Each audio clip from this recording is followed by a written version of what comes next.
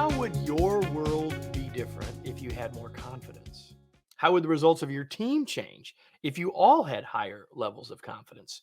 Confidence is our topic today, not surprisingly, and I believe that it is the most underappreciated component of our achievement, success, and results. So I'm super excited for today's conversation. Welcome to another episode of the Remarkable Leadership Podcast, where we are helping leaders grow personally and professionally to lead more effectively and make a bigger difference for their teams, organizations, and the world. If you're listening to this podcast, you could have been with us live, or you could, for future episodes, be with us live on your favorite social media channel. And you can get access to know when those are happening and how you can join us by joining either our Facebook or LinkedIn groups. Just go to remarkablepodcast.com/Facebook or remarkablepodcast.com/LinkedIn. Today's episode is brought to you by our annual virtual LeaderCon, where you can interact with live many high-level thought leaders, just like you get the chance to listen to on episodes like today. You can learn more and sign up to join us for free September 20th and 21st at virtualleadercon.com. If you're hearing this after September 20th and 21st of 2023, be not concerned, because you can still go to virtualleadercon.com and learn more about how you can get access to this year's content, past year's content, and be on the list to know about next year's as well. virtualleadercon.com. Today, our guest is, I'm going to bring her in right now. Here she is. Hi, Kevin. Hello, Lisa. Good morning. Now let me get her intro back up here, bio for you. Lisa Sun is the founder and CEO of maybe my favorite company name ever, Gravitas, a company on a mission to catalyze confidence. Gravitas offers innovation, size-inclusive apparel, styling solutions, and content designed to make over women from the inside out. Prior to founding Gravitas, she spent 11 years at McKinsey, where she advised leading luxury fashion and beauty brands and retailers in the US, Asia, Europe, and Latin America on strategic and operational issues. Her first collection was featured in O, the Oprah magazine, People, and the Today Show in the same month. She and Gravitas have been featured on CNN, in Forbes, Fast Company, and many other magazines, including ones that no one here's ever mentioned to me before on the podcast, Elle and In Style and others.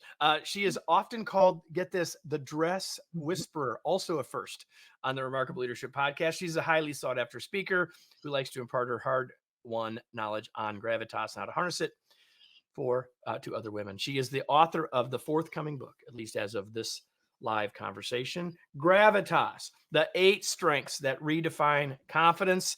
She is our guest, and I'm so glad that she's here. Lisa, thank you for joining us this morning. Kevin, thank you for having me. I'm so excited to be here. This is awesome. So we get books in the mail all the time. Sometimes we have requested them. Sometimes they just show up. And when I get this book in the mail with this beautiful black cover and the title of Gravitas, I said, I got to look at this. And when I did, I said, well, this book, is really, and from the introduction, people probably get the picture that your focus is on women, and yet everything that's here is applicable to all of us. And that's really where we'll go. We'll talk a little bit about the men and women piece before we're done. But why Gravitas? Like, I know the story because I've read the book, but sort of how did your life lead you to this work and even this word? Yeah, well, I started at McKinsey & Company in September of 2000. And about a year after I was a business analyst, I was sitting in my first professional review, and my boss literally was walking through the review, and the opening line was, "Lisa comes across as young and overly enthusiastic at times. She should seek to have more gravitas." I didn't know what the word meant, Kevin, right? This was kind of I had to go LIU, look it up in a dictionary. and it said dignity, importance, depth of substance. Now you have a copy of the book. There's a photo of my McKinsey ID badge. Let's look at that photo. I got no gravitas right there. It's very clear that Well, I was I not set could up for show that. it to those who, but it's just not going to show very well. But there it kind of is. There it kind of is. I was, by the way, companies should warn you that your first day ID photo badge stays with you for 11 years. I went every year to IT to try to get them to take it down and put up a new one. But when I went and asked her, I said, how do you get gravitas? She said, go buy a new dress, wear big jewelry and great shoes. And that is fairly offensive feedback if you're making $43,000 a year, size 18, 20, and it stumped me a little bit. I said, why? And she said, you know what? Actually, let me tell you what the real feedback is. When you wake up every morning, you're the first person you have to look at in the mirror. And you have to like yourself. I can teach you how to be good at this job. I can't teach you to believe in yourself. Dumbo did not need a feather to fly, but it reminded him that he could. And I love that message that gravitas is not about an outward expression necessarily, but it's about what you believe about yourself on the inside before you even take on the day. And that's where our mission statement as a company comes from, that we catalyze confidence through our products, our content. We remind people of why they should believe in themselves. Yeah, I love that. I'm actually going to read something from the intro in the intro portion of the book, and then if you want to comment on it, you can. But I think it sets the tone for where we're headed. You said, "I want women to turn moments of self-consciousness into bursts of self-confidence." I love that line. "I want women to understand that strengths that underpin their self-belief can come in many versions, extroverted or introverted, reassuring or swaggering. Sometimes confidence can even come from making other people look or feel good, from letting others shine." So anything you want to add to Yeah, that you know, lovely line? Kevin, I'm glad you liked the writing. I had a great collaborator, Catherine Huck. Give her a shout out because I could not have written this book alone. One of the things that we realized is we're born fully self confident. Ask any 5-year-old what they're the best at in the world. And they'll tell you right away, I'm the best at soccer. I'm the best at hugs. I'm the best at everything. I'm By the going way, to be an astronaut and the president it, at the it, same it's time. it's true, right? When you're 5, you have ultimate self-belief. There's nothing that your inner child didn't think was possible from a potential standpoint. But through our adolescence, we experience setbacks, disappointments, we start to see flaws. And so most of us every day as adults are living in a deficit mindset, right? Where we see weaknesses over potential. And one of the things that I felt very strongly about is if you look up the word confidence in the dictionary, it has nothing to do with outward behavior or swagger. Does have anything to do with the better dress and the high Yeah, heels and the right? it's an understanding and appreciation of your own abilities. And so part of the reason we went on this journey to write this book is we want to reset the definition of confidence, not to be about swagger or behavior, but to be about a choice and a mindset. You have to choose to be confident as an adult. And once you've made that choice, it's more authentic if you take an inventory of your strengths. And those strengths don't have to play into society's standards. And I think that's why we said it can come in so many forms where the source of your self belief comes from. So you're hinting at sort of where I want to go with our conversation. And one of the things you say early in the book, which I thought was sort of profoundly true, is that our view, meaning society's view, and I would say the West, but probably everywhere, but certainly the West, that our view of confidence is incomplete. Mm. So first of all, what do you mean by that statement? And then why does that matter? Well, let me start off by saying when I was 12 years old, by the way, I was a freshman in high school at 12. I had a Tiger Mom before Tiger Moms were a thing. And I joined Toastmasters in order to do speaking competitions to pay for my college education. I realized I wouldn't be able to afford my fancy education. So I enrolled and did Rotary Club, Lions Club speech competitions. And they gave me Dale Carnegie's How to Win Friends and Influence Other People. Changed my life. By the way, Eastern culture does not value swagger, right? We're more about high achieving, self effacing. And Dale Carnegie taught me how to operate in Western society. Smile, shake hands, learn people's names, right? All behavioral. But what I Important. all very important. But what we've Incomplete. uncovered is that's only two of eight forms of confidence that you could have. And what's interesting is I think we're sitting in an exciting time where we can expand the definition of be confident. The example from the book I use is in 2013 when Janet Yellen was nominated to be the first woman head of the Federal Reserve. All these articles about how she didn't have the gravitas to lead the Fed. And Ezra Klein at the Washington Post called out the naysayers. And he said, it's because the pervasive view of gravitas doesn't stretch to include her. She's more soft spoken, she's collaborative, but she's the most qualified for the job. Why isn't that gravitas too? And so when we talk about gravitas being incomplete and outdated, I want to redefine the word that it's not just about speak up and be assertive, but it's about, wow, I can be giving. I can be the smartest person in the room. There are all these other traits that can lead me to being very strong and having self-assurance. I think that's right. And so I think when we tie it, I mean, what I was drawn to from the title of the book before I even opened it, before I even decided that eventually we would be having this conversation, is the connection between gravitas and confidence, which is, when I opened, before I introduced you, I opened the show talking about that word confidence, not the word gravitas, because it's interesting, because I did a session for a group of leaders in senior leaders in an organization a while back, and they wanted me to talk some about gravitas, as it turns out. And someone said, I don't know what that word means. And when I read it in your book, I thought, okay, he wasn't the only one. So one of the things you talk about early is what you call the 3 C's. And I'd like Mhm. you to connect those, because we'll get to the strengths. You sort of talked about the sort of the 8 ways we could define confidence in a sec, but underpinning that are these 3 C's. So talk about what those mean, and why they're important to us. Well, and I like that you made the distinction between gravitas and confidence, right? Confidence is what I would consider the mindset. Gravitas is a total approach for how to live with that mindset. And when I think about what are the outcomes I want for people, it is the 3 C's. And it's courage, compassion, and connection. Why are we doing all this work, right? Why go on this journey with me and go through this book? It's because I want you to be more courageous. I want you to be able to break out of your comfort zones, take risks. I want you to be compassionate. And compassion is for yourself and for others. Because if you look up the word compassion, it's empathy plus action, right? It's not Yep. just I can sit inside the story, but I can take action. And I think self compassion is a huge component of that. How many of us beat ourselves up every single day and we don't take inventory of our strengths? I always say things don't get easier, we get stronger. Now, when you have a setback, do you beat yourself up or do you do the Ted Lasso? You're a goldfish with a 10-second memory and you pick yourself up and say, I'm stronger because of it. And I keep going. So, compassion is the second thing I want for people. And then connection.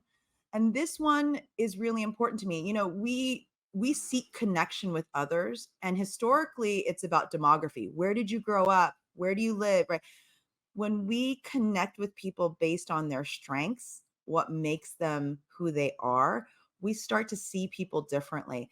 And so it was really important in the part of the process creating this new vocabulary for confidence wasn't just about ourselves, but it was about how do we evaluate talent, how do we evaluate people we work with, people in our families.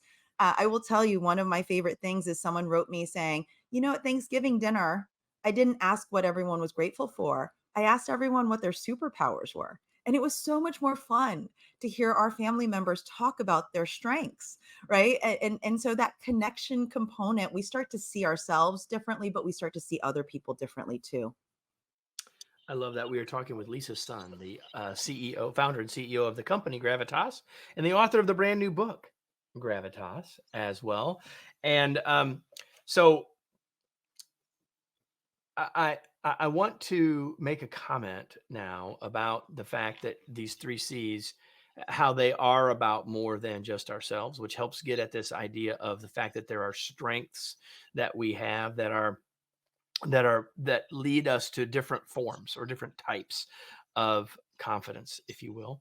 And so I'd like to dive into that now and have you sort of unpack. Now, I can't say unpack because we don't have time to unpack 8 of these things. You need to buy the book, everybody. But there are 8 strengths. So what I really want you to do is just sort of list them off so people get the sense of the breadth, Yeah, right, of and them. Kevin, I should highlight this, which is, there are so many books about confidence, right? Why do we need another one? I will be open with you around. I asked that of myself 4 years ago when I started this process. And I said we would do it if we could do our own research. So we did focus groups and then we did 1,000-person quantitative study on confidence. And that's how we quantitatively validated that there wasn't just one type of confidence, that there were 8 forms of it. And they are leading, performing. By the way, those are the 2 that are most often written about, right? They're the ones that you can see.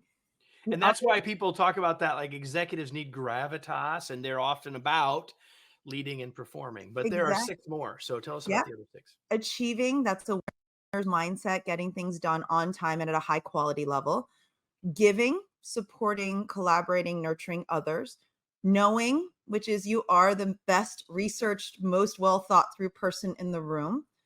Creating, which is the one I have. These, I think a lot of immigrants do, frankly, which is you love to think about ideas, the future. You believe in things before you can see them. You create something from nothing.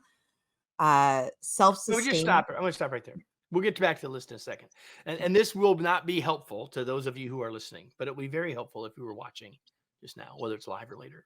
And that is when Lisa, when you mentioned creating, and we didn't, if we were watching, we didn't even know it was one of your strengths because your face changed, Yeah. you lit up, and your countenance, if you will, was different. And so give us the rest, and then I want to come back to that point because I think Yeah, it's no. really important, because I think that once we figure that out, that will show up in all sorts of But ways. that's the thing, is once you see it, you can't unsee it, and you start to light up inside once you know your strengths. Uh, Believing, which is, I call it the Ted Lasso. This is where positive intent, optimism, belief in the goodness of others and situations really powers your form of self-belief. And the 8th, which the fewest number of people have, frankly, self-sustaining.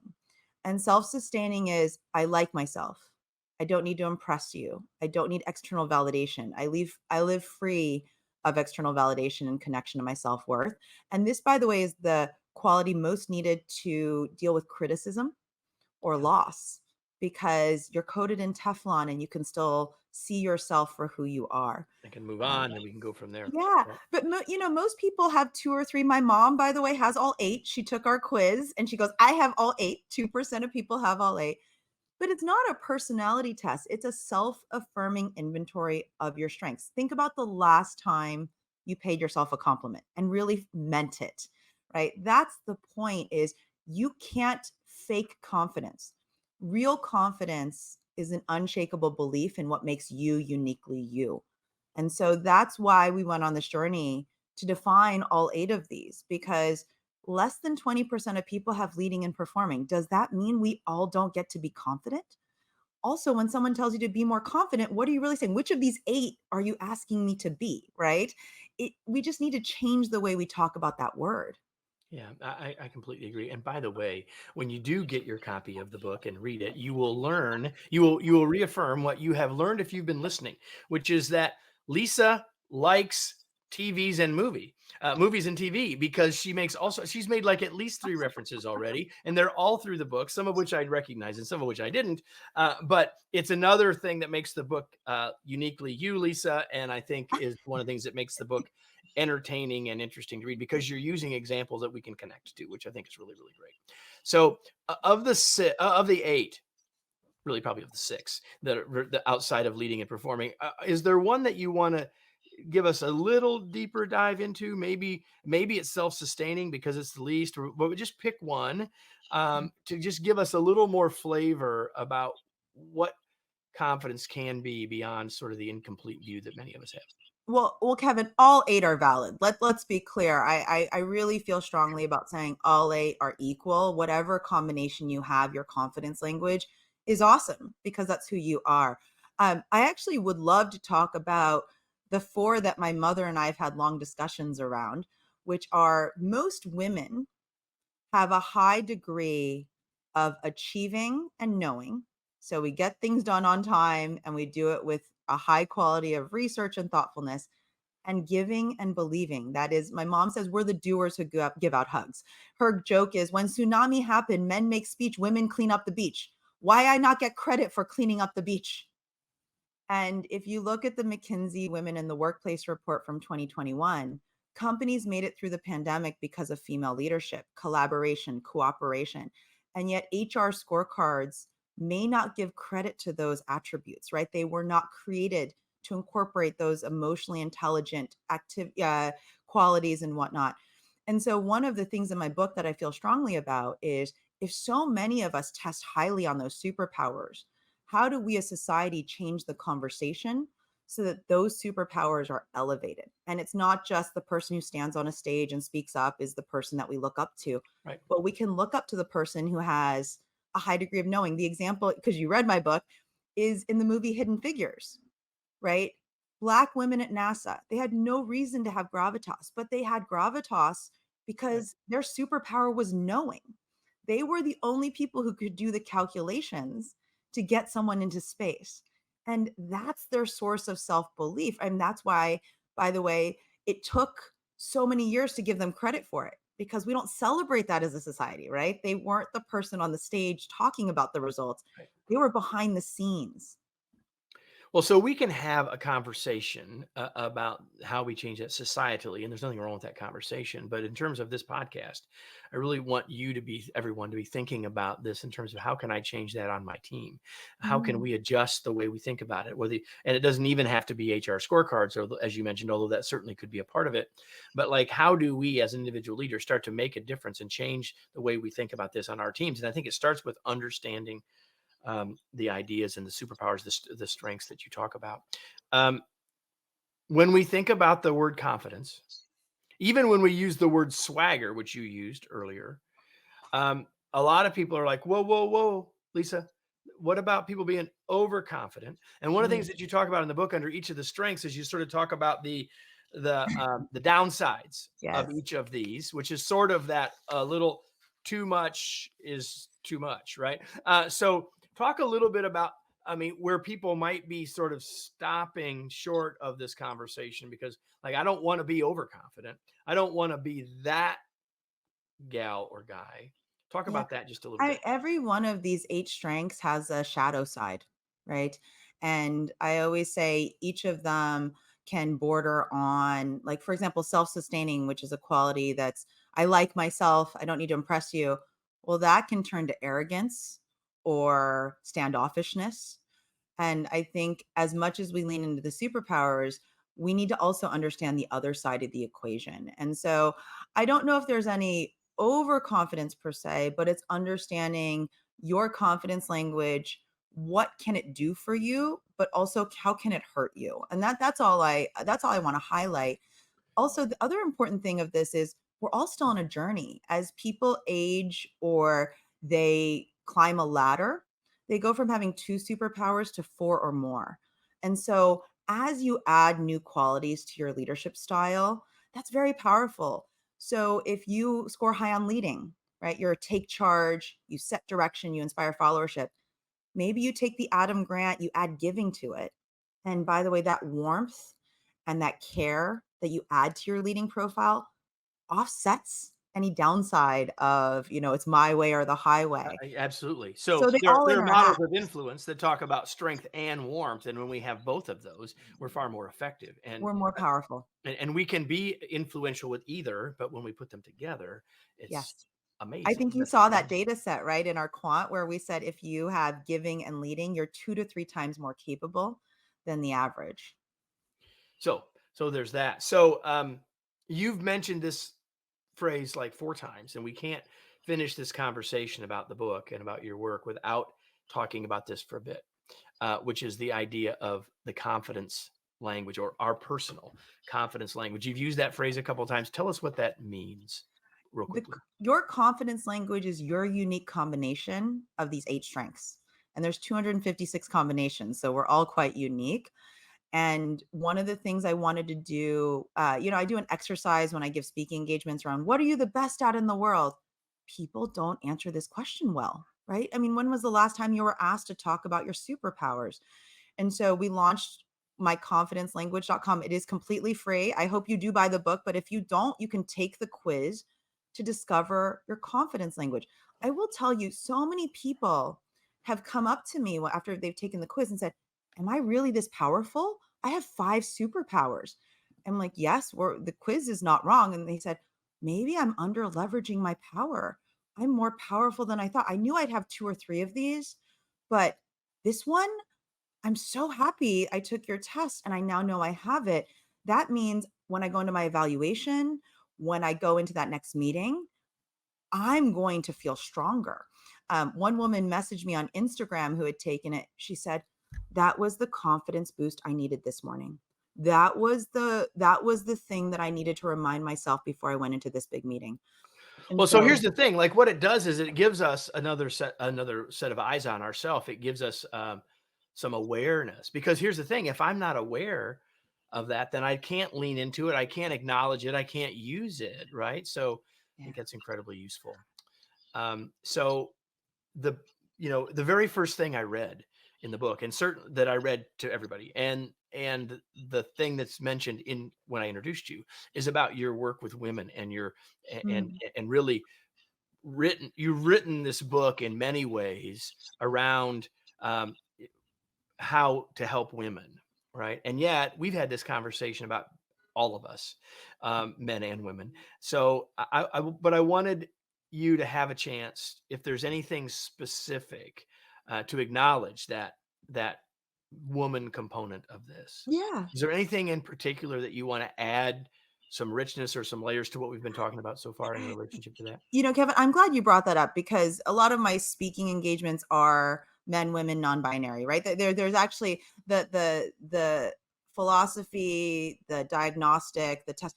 It's gender neutral. Let's be clear. Everyone can benefit from it because taking inventory of our strengths, seeing other people for their strengths, knowing that confidence is a mindset and a choice, not a behavior per se, those are all universal ideas. I do think though that for women and I could have written the book for everyone, but for me, as I looked at the data sets, I realized that women were further behind in the journey simply because for so long we have not controlled the scorecard, right? The scorecards were not created by us or for us. And so the road is much longer for us to get to a place where we all feel good about ourselves. Everyone from the full-time parent, because as you know, it wasn't just about people in corporate environments. Right. We interviewed and surveyed women who are full-time parents. This felt like for me the greatest gap to close. Uh, not not because I don't love to work with men and non-binary. It was more that I looked at the data set and I realized the gap was much greater for female leadership. Gotcha. And I appreciate that, you sharing that. So I hinted in the intro about the idea of how if we have greater levels of confidence, it can help our results, which we certainly have been talking about that. And I think everyone sort of intuitively knows that. And we've hinted at how we could think about this from our team's perspective. As a leader, since we're on the Remarkable Leadership podcast having a conversation, what's the biggest lesson for us as leaders in terms of using these ideas or Mhm. helping our teams with these ideas? Yeah. Well, I think the first one is I find that the piece of feedback, be more confident, is anxiety inducing and ambiguous, whether you're receiving it or giving it. Okay. It's And clearly ambiguous. I mean, without it's question, right? it's ambiguous, but it's also it's anxiety inducing, or it's or we try to wave away the inner critic. Oh, I wouldn't have given you that assignment if I didn't believe in you. Well, what do I do with that, right? Like I don't believe in myself. So that felt performative to me. And so the biggest leadership lesson that I would want people to take away is be more confident isn't a helpful phrase. We can double click on that idea and say, hey, let's have a conversation around all your incredible talents and why I believe in you. That's number one. And number two, And because you are the highest achieving person on my team, or because you're the biggest giver, that's why I think you're perfectly suited for this, right? We can add dimension and richness to the conversations we have with ourselves, but also with our teammates and our colleagues, that takes be more confident and starts to take the anxiety and the ambiguity out of it. Yeah, there's anxiety in part because it's ambiguous, right? If we're not Yes. clear, like how can we know? I don't even know what to do with that if I don't know what it even means, You right? know, So I think that's incredibly important, and I love that. And I Kevin, think, sorry, I go didn't ahead. mean to cut you off, No, but please. you know, one of the biggest sources of anxiety people have is leveling up. So when people get a promotion, there's that healthy amount of self-doubt that happens like, "Did I deserve that?" Right? "Oh my gosh, I'm so scared now. I've got to manage 20 people and not just 5." And it's that moment where I want to be there for people to say, "Actually, look at your inventory of strengths. That's why you got it." And I don't want people to doubt the stepping up, because how many times have people been gotten a promotion and they go, "Oh my gosh, I got a promotion. Now I'm really on the hook." So there's moments like that where I'm like, you don't have to have those be such anxiety inducing events. Yeah, a little moment of I need to push myself a little more. Nothing wrong with that, but where it gets in our way and really stymies us or stops us is what we want to avoid, both for ourselves and again back to our point a second ago about how what we may be doing unintentionally to not be helpful to our team members. And I think that's a really important point. So as we start to wrap up, Lisa, I have 2 or 3 more questions for you, and we're going to sort of leave the book. We're going to sort of leave gravitas and confidence for a second. And I'm going to ask you, Lisa, what do you do for fun? So I do 2 things for fun. One is, Only 2, oh everybody. no, I do many things, but one is I truly believe that once a week we should all turn off our devices and just be quiet with our thoughts. So I visit an art museum. I'm lucky, I live in New York City, so this is something that you can do that's lucky. But I go to an art museum for 2 hours every week. It's actually really fun. I walk around, I turn off my phone, and it's where I've come up with my best ideas, by the way, just because my mind is quiet and I have white space. And the second thing that might surprise folks is I love hip hop dancing. I love to hip hop dance. And so I go to my friend's studio, Anna Kaiser Studios in New York, and I hip hop dance 5 days a week. So for an hour, 5 times a week, I take dance class.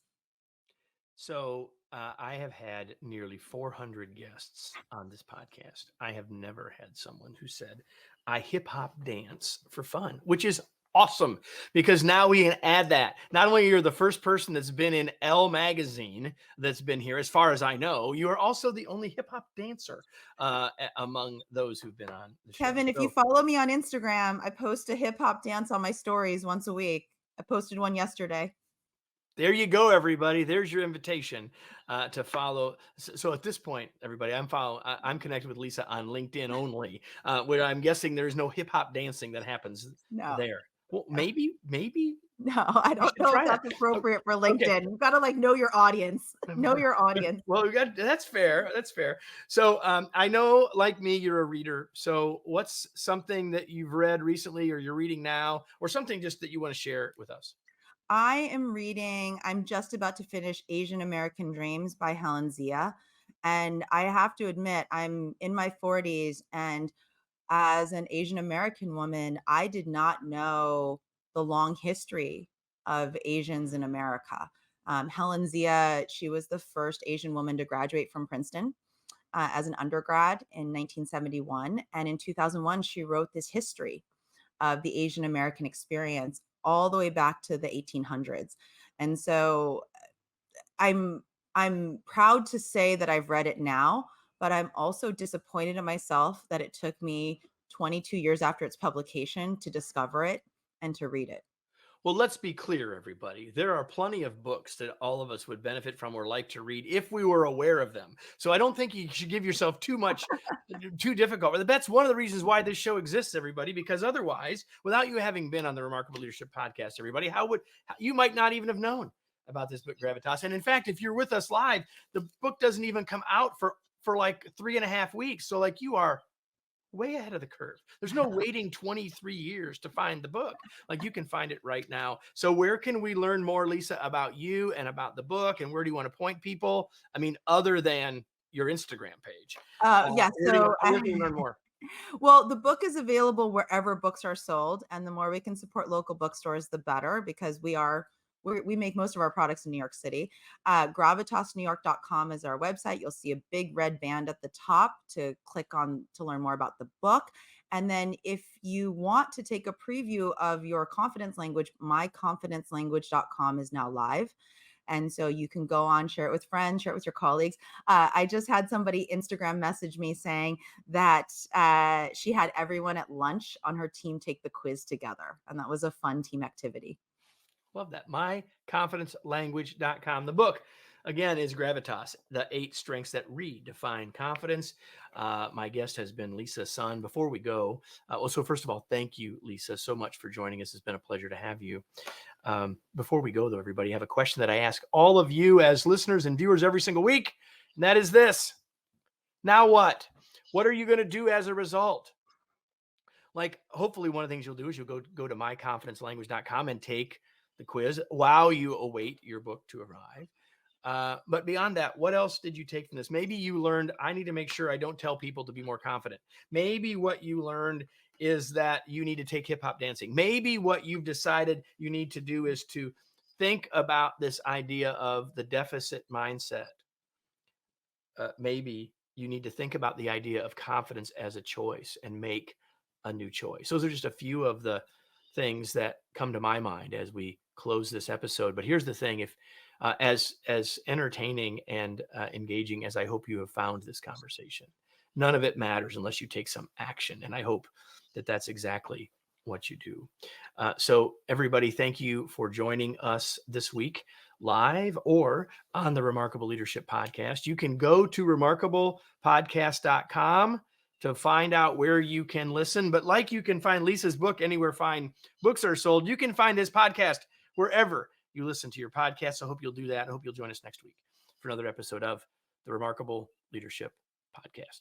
Thanks, everybody.